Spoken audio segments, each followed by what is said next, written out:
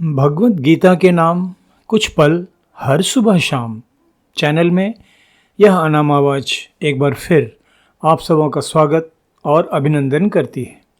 साथियों, अपने सद्गुरुदेव के कुछ सेवा कार्यों में व्यस्त रहने के कारण पिछले 2 दिन आप सबों के बीच उपस्थित नहीं हो पाया।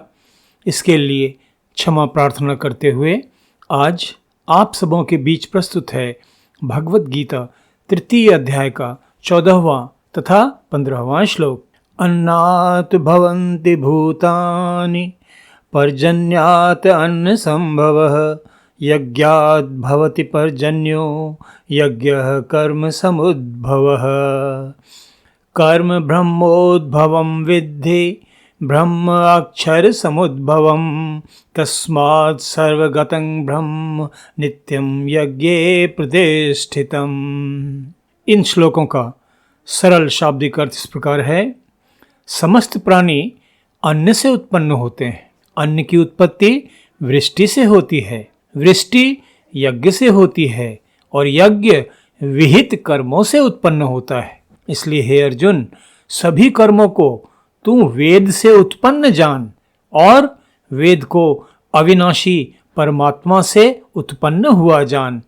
इससे यह सिद्ध होता है कि सर्वव्यापी परम अक्षर परमात्मा सदा ही यज्ञ में प्रतिष्ठित है। साथियों, अर्जुन की शांत होती चली जा रही मानसिक स्थिति तथा कर्म योग ज्ञान के अंतर्गत जीव, कर्म, यज्ञ तथा ब्रह्म किस प्रकार एक दूसरे से परस्पर संबंधित हैं, इस अन्योन्याश्रय संबंध को अच्छी तरह समझने की अर्जुन की जिज्ञासा को देखकर श्री कृष्ण अब उसे पूरे सृष्टि चक्र के बारे में विस्तार से गहराई से समझा रहे हैं। सृष्टि चक्र का पूरा क्रम अर्जुन को विस्तार पूर्वक समझाते हुए योगेश्वर श्री कृष्ण सबसे पहले उसे जीवधारियों की उत्पत्ति के बारे में बतलाते हुए कह रहे हैं कि जीवों की उत्पत्ति अन्न से होती है। अन्न की उपज वृष्टि के कारण संभव होती है। वृष्टि का कारण होते हैं मनुष्यों द्वारा किए जाने वाले यज्ञ और यज्ञ संपन्न होते हैं मनुष्यों द्वारा किए गए कर्मों से। इस सृष्टि क्रम को और अधिक विस्तार देते हुए श्री कृष्ण अर्जुन को बतलाते हैं कि कर्म की उत्पत्ति ब्रह्म से होती है और ब्रह्म परम अक्षर की ईक्षण शक्ति से उत्पन्न होता है। इस प्रकार क्रमिक तरीके से गंभीरता पूर्वक विचार करने पर यह समझ आता है कि वास्तव में सर्वव्यापक परम अक्षर परमात्मा सूक्ष्म रूप से पूरी सृष्टि में व्याप्त होने के साथ साथ यज्ञ में भी हमेशा प्रतिष्ठित है। इसलिए यज्ञ में आहुति के रूप में जो कुछ भी प्रदान किया जाता है उसे अंततः ब्रह्म ही ग्रहण करते हैं। साथियों, हम सभी जानते हैं कि वेद 4 हैं, ऋग्वेद, यजुर्वेद, सामवेद तथा अथर्ववेद। इनमें ऋग्वेद में ब्रह्म संबंधी ज्ञान है, यजुर्वेद में कर्म संबंधी ज्ञान है, सामवेद में उपासना संबंधी ज्ञान है तथा अथर्ववेद में विज्ञान संबंधी ज्ञान समाहित है।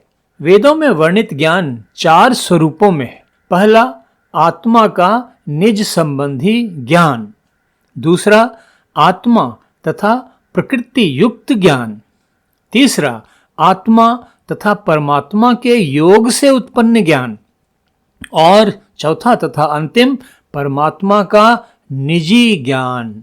ज्ञान के यही 4 मुख्य स्वरूप हैं। उदात्त समाधि अवस्था प्राप्त ऋषि महर्षियों में ब्रह्म का ज्ञान प्रत्यक्ष रूप से प्रकट होता था।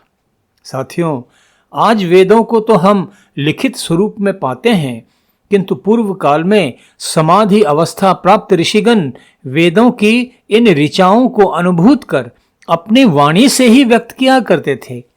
बाद में उन्हें संकलित कर लिखित स्वरूप प्रदान किया गया। यही कारण है कि वेद को ब्रह्म से उत्पन्न कहा जाता है। कर्मों के अनुष्ठान संबंधी विधान भी वेदों में निहित हैं। इसी कारण से कहा गया है कि कर्मों की उत्पत्ति भी वेदों से ही हुई है। अब कर्म के प्रति अर्जुन के भ्रमयुक्त संशय को दूर करने के लिए ही योगेश्वर श्री कृष्ण ने उसे पूरा सृष्टि क्रम अच्छी तरह समझाया, ताकि वह पूरे सृष्टि क्रम को समझ ले और पूरी तरह दुविधा मुक्त होकर अपने क्षत्रिय धर्म कर्तव्य का पालन करे। साथियों, भगवत गीता के इन 2 श्लोकों में सृष्टि सृजन का पूरा चक्र स्पष्ट रूप से समझा दिया गया है। इससे परब्रह्म का सर्वोपरि स्थान तथा सर्वव्यापकता भी स्पष्ट हो जाती है, जिससे यज्ञ के निमित्त ही कर्म करने तथा यज्ञ के निमित्त से परे केवल सांसारिक माया की कामना पूर्ति हेतु कर्म करने के क्या परिणाम होते हैं, यह बात भी स्पष्ट हो जाती है। इस प्रकार स्पष्ट रूप से समझ लेने पर यज्ञ के अर्थ के लिए, यज्ञ के निमित्त सत्कर्म करने संबंधी मनुष्य के पुरुषार्थ को बल मिलता है और वह निर्द्वंद अनासक्त होकर केवल यज्ञ के निमित्त ही कर्म करने के महत्व को समझ जाता है। साथियों, ब्रह्मांडीय कंपन तथा कर्म सिद्धांत, the cosmic vibration and law of Karma, जिनसे यह पूरा ब्रह्मांड संचालित हो रहा है, इनकी उत्पत्ति ब्रह्म से ही होती है। परम ब्रह्म की अनंत चेतना का ही कुछ अंश जीवात्मा तथा चराचर जगत में व्याप्त है, जिससे यह समस्त सृष्टि संचालित हो रही है। साथियों, सृष्टि के आरंभ में ब्रह्म की सृजनशील चेतना, ध्यान देंगे, ब्रह्मा विष्णु महेश वाले ब्रह्मा नहीं, यहां बात हो रही है ब्रह्म की, जो परम सत्ता है।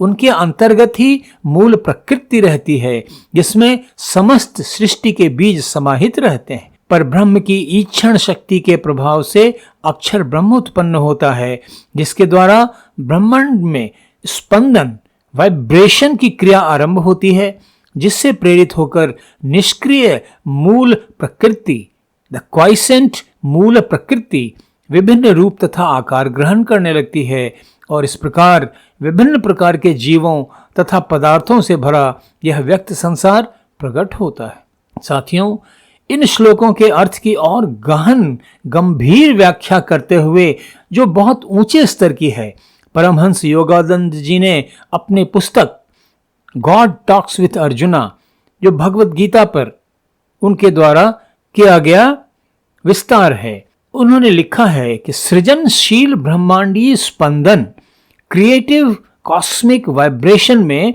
निहित ब्रह्मांडीय ऊर्जा ही वास्तव में इस संसार में व्याप्त जीवन तथा जीवन निर्वाह संभव बनाने वाले भोज्य पदार्थों का तत्काल स्रोत है। इस प्रकार मनुष्य, जिसे तत्वदर्शी तपस्वी जन तथा आज के वैज्ञानिक भी विराट ब्रह्मांड का ही सूक्ष्मीकृत रूप बताते हैं, ये उसी ब्रह्मांडीय ऊर्जा की उत्पत्ति है, जो पृथ्वी या पदार्थ के रूप में घनीभूत हो जाती है, जिससे जीवन निर्वाह संभव बनाने वाले भोज्य पदार्थ, खाद्य पदार्थ उत्पन्न होते हैं। यही कारण है कि आत्मा के 5 कोशों में पहला कोश अन्नमय कोश बताया गया है। यही ब्रह्मांडीय ऊर्जा, सूक्ष्म ऊर्जा, तरल रूप में परिवर्तित होकर वर्षा के रूप में पृथ्वी की गोद में उत्पन्न होने वाले खाद्य पदार्थों को जीवन प्रदान करती है। मनुष्यों द्वारा किए जाने वाले यज्ञ वृष्टि का कारण बनते हैं और यज्ञ मनुष्यों द्वारा किए गए कर्मों से संभव होते हैं। कर्म की प्रेरणा ब्रह्म के चेतन स्पंदन से उत्पन्न होती है। इस प्रकार सर्वव्यापी ब्रह्म हमेशा यज्ञ में प्रतिष्ठित रहते हैं। यह है यज्ञ के निमित्त, यही है यज्ञ का महत्व, जिसके लिए योगेश्वर श्री कृष्ण ने अर्जुन को समझाया कि यज्ञ के निमित्त किए जाने वाले कर्म ही वास्तविक कर्म हैं। अन्य सभी कर्म तो वास्तव में कर्म बंधन होते हैं, जिनमें बंधकर अज्ञानी जीवात्माएं संसार में बारंबार जन्म मृत्यु के दुष्चक्र में फंसकर दुखमय जीवन व्यतीत करते हैं। इसलिए योगेश्वर श्री कृष्ण का स्पष्ट उपदेश है कि सृष्टि चक्र को समझो और यज्ञ के निमित्त ही सारे कर्म करो। आज का एपिसोड अब यहीं समाप्त करते हैं। भगवत गीता तृतीय अध्याय के अगले श्लोक के अर्थ तथा व्याख्या के साथ कल फिर आप सबों के बीच उपस्थित होऊंगा। तब तक आप सबों के लिए अशेष मंगल कामनाएं। धन्यवाद। नमस्कार।